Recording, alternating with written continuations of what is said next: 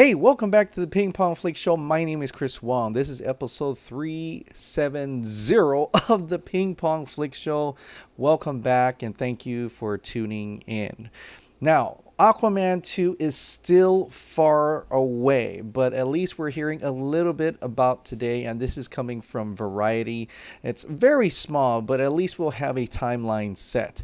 Now, Variety is saying that James Wan's next film will be a horror film instead of Aquaman 2. He wants to go into that before he gets to Aquaman 2, and therefore the plan is for Wan to shoot the horror film in the fall in Los Angeles, then move into pre-production on the Aquaman sequel in 2020, which I'm very happy about. That's actually really just next year, so we probably won't get to see Aquaman until 2021 probably, or even early 2022.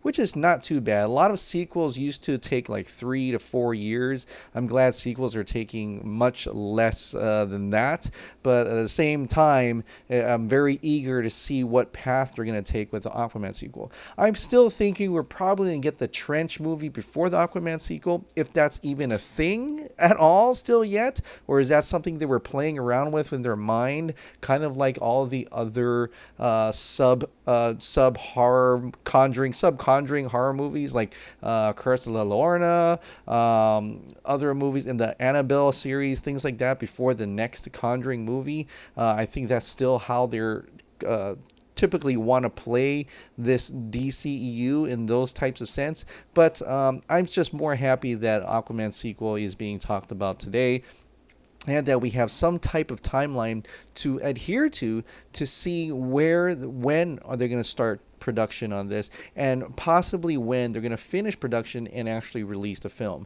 So Aquaman sequel made $1 billion.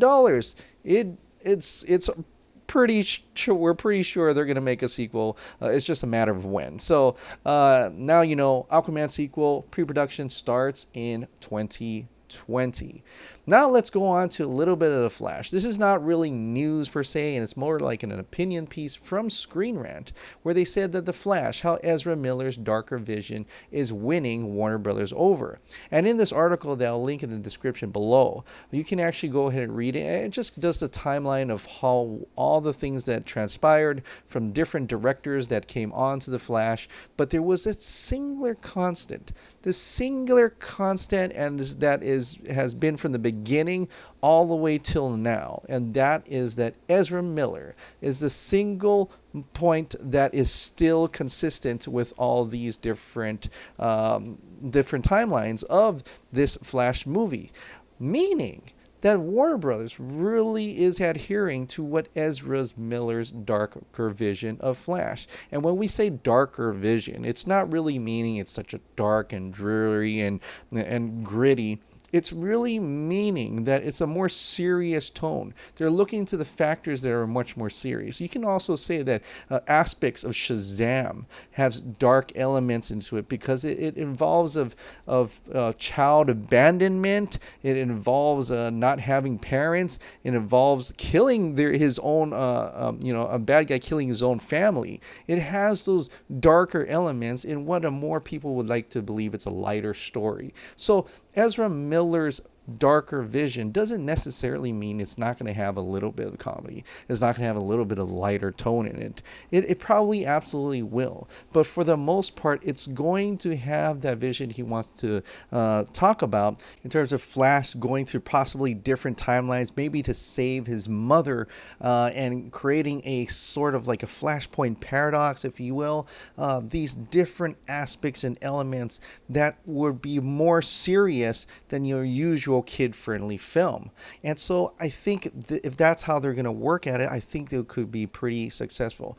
And having a director like Andy Muschietti, who is only pretty much been known to make the It movie and the It 2 movie, which is darker, gory, kind of horror films, you can probably kind of guess that it's going to have those darker elements automatically. And for the fact that Ezra Miller is still on the project, still signed on, could give you a lot of hope that whatever Christina Hodson and Andy Muschietti is working on probably makes him more happier than what had happened with John Francis Daley and Goldstein. So I think this is a huge win, and of course, let's not be so focused on it yet, because a lot of things can change. And if you've been following the Flash movie, lots of things have changed. We've been through like 4 or 5 different directors, maybe less than that, 4 directors at least.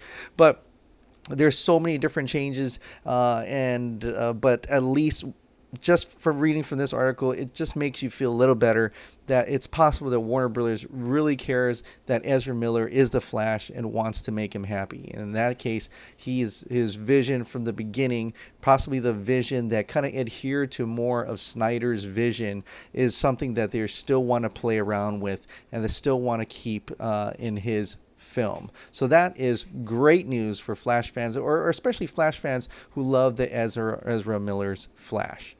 Now, speaking of Snyder stuff, not too much in the Snyder Cut ordeal, not many updates, but at least we're starting to see some people turn around.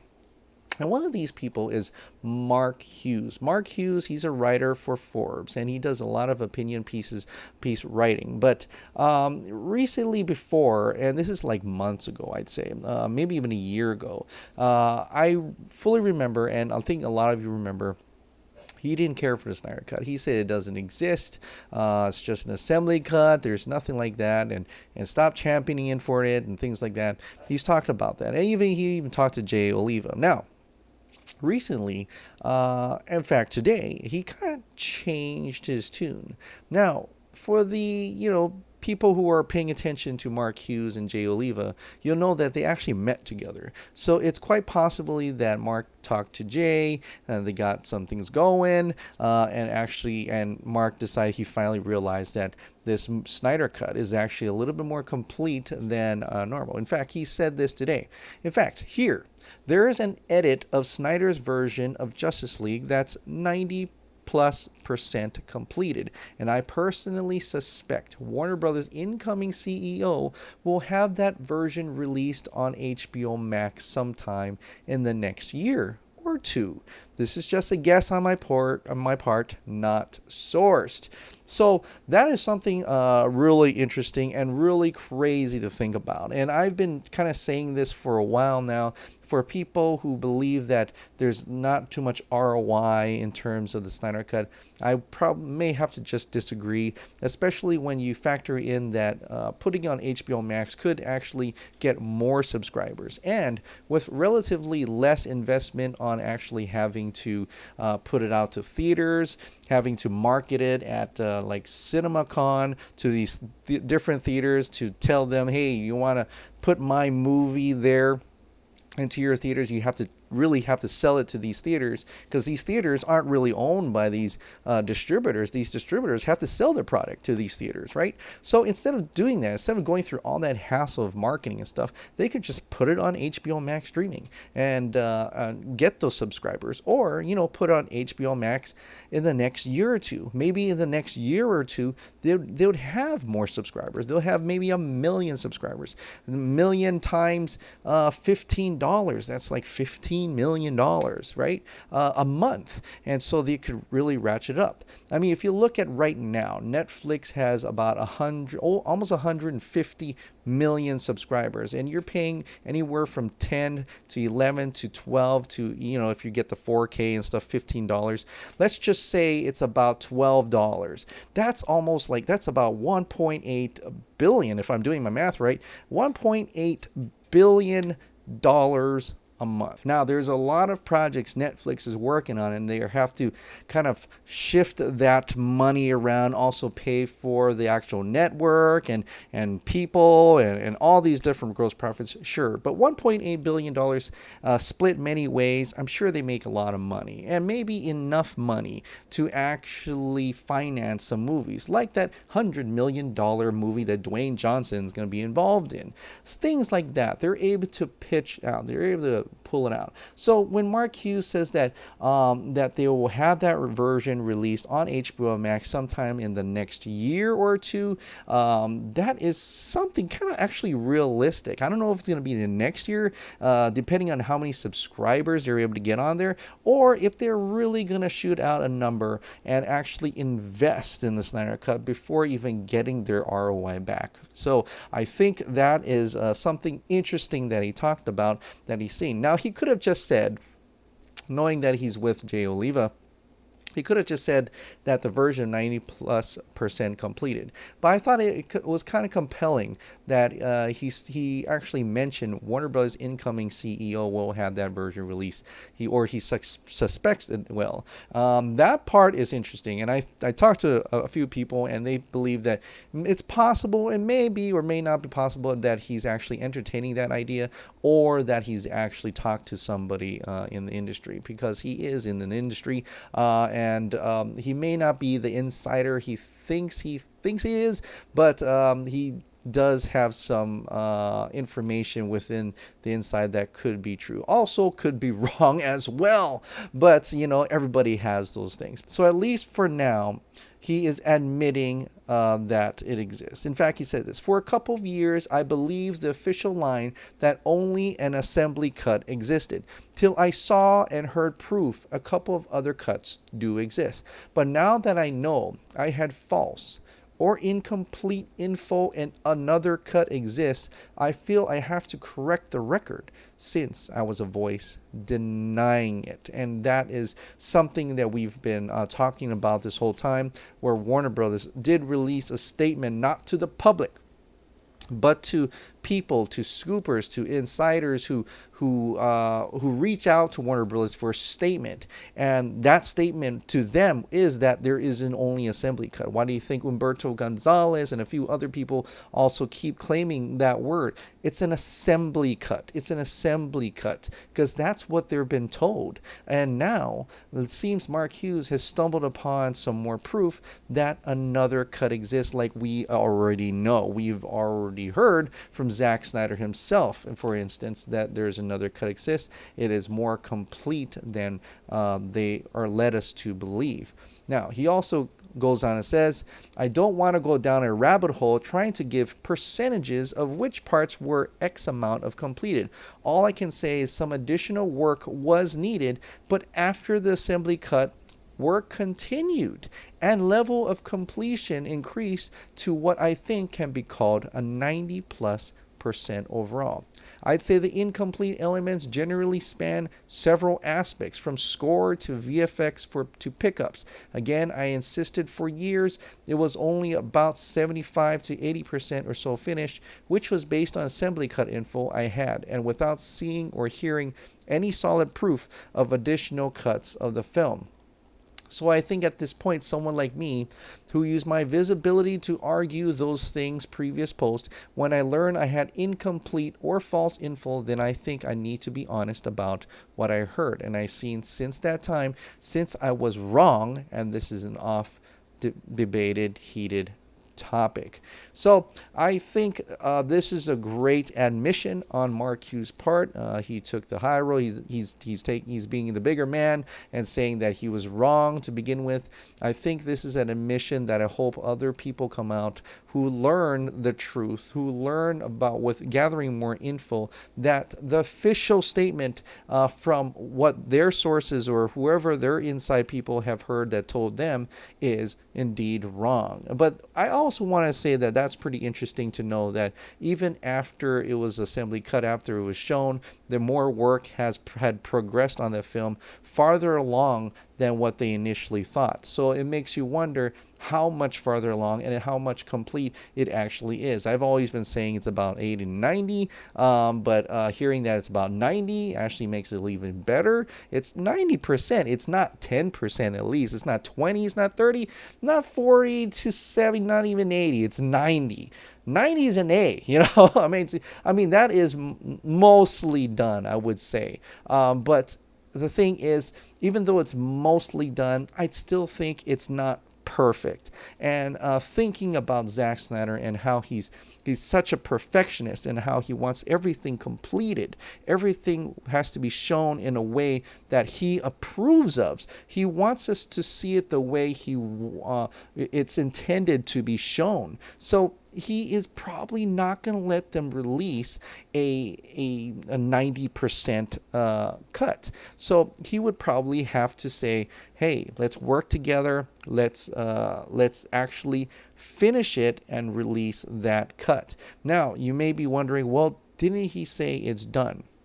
The cut exists. But he also mentioned, and not on film or video, but he also mentioned that there are still CGI tweaks, there's still minor things to do. And knowing how Zack Snyder is so perfect in how he wants the film to be seen, to be shown, and see what he shared with us, how there's no CGI background or there's a template backgrounds in certain scenes, Darkseid is not fully completed and things like that, that he'd probably want that to be perfect before he shows it to us. Even though we'd probably take it 90 to 95, we'd probably take it at 80% because we just want to see it. But being a perfect artist as he is, I think he would rather finish it and make it the fine tune it and polished state that he wants it to be before he even gets to show it to us. And at the same time, he would need Warner Brothers to, because they are the distributor, so they have the first say in doing so. But I think one of the greatest things that Mark Hughes has said today, and I think it's in relation to another verified user by the name of Alicia Grauso, who he pretty much told her that the cut does exist, and what it will do. Would it actually appease fans? Would it actually deter fans? What would happen when the Snyder Cut is released? And I think I like what he said here. Mark Hughes says this: I think fans will, 1, love to finally see Snyder's Justice League vision. 2, love what Jenkins, Wan, and Yan do with their corners of previous DCEU. 3, love the later upcoming films, including Reeves' Batman. 4, love what we had, mourn what we lost, and not hold it against new artists and their films. I hope it's like that. I really do. And for me, I actually probably still love what's coming, at the same time mourn what we had lost and want to see Snyder's Justice League vision. I may be in the minority in that aspect, but I still believe that, and I hope everybody feels the same. Because I also believe that when the Justice League Snyder Cut version, people who don't believe in the DC content coming after would probably be satisfied with what they got. It ended, and that's it. And for people who is still wanting to fight for that and continue to fight for that, and will still start spreading word and talking about it, will probably still comment about Snyder's Cut as long as each movie keeps coming out, right? So it will never end. So I think with Snyder's Cut of Justice League version released, that could change a lot of things. It could be a new day for all of us, indeed. And we would finally see the completed Justice League vision. We would continue seeing Jenkins, Wan, Yan, all these other films, and commenting on them. As of course, we probably still wondered what it could have been with the whole Snyder's Justice League. But here's my outlook, and this is me being just absolutely optimistic about the situation, that if and when Snyder Cut is released, and if it's going to be on the HBO Max, I'd say if it does so well on HBO Max, if everything is firing on all cylinders on HBO Max, and they're getting like 150, 200 million subscribers, they're getting a ton of money. We're going to see more streaming movies that with high big budget values, right? The first one we're going to get is $100 million. Before that, Bright was $90 million. We're going to start possibly seeing $200 to $250 million. It may not even get that far because the marketing is, there's not enough, we don't even need to put so much marketing into it, right? So with that aspect in mind, it may not be out of the realm of possibility that if people audiences and subscribers and really enjoy Snyder's Justice League vision. They put Man of Steel on. They put the Ultimate Edition of Batman v Superman. They put the the Snyder Cut of Justice League on. And people are like, I want to see more. I want to see what happens next, possibly. Then maybe in the future, maybe the far future, who knows at this point, but maybe we'll get to see the rest of the Justice League if there's enough people on HBO Max subscribing and watching the Snyder Cut of Justice League. All right, guys. Well, thank you so much for subscribing. Thank you so much for watching. I'll see you next time. Bye.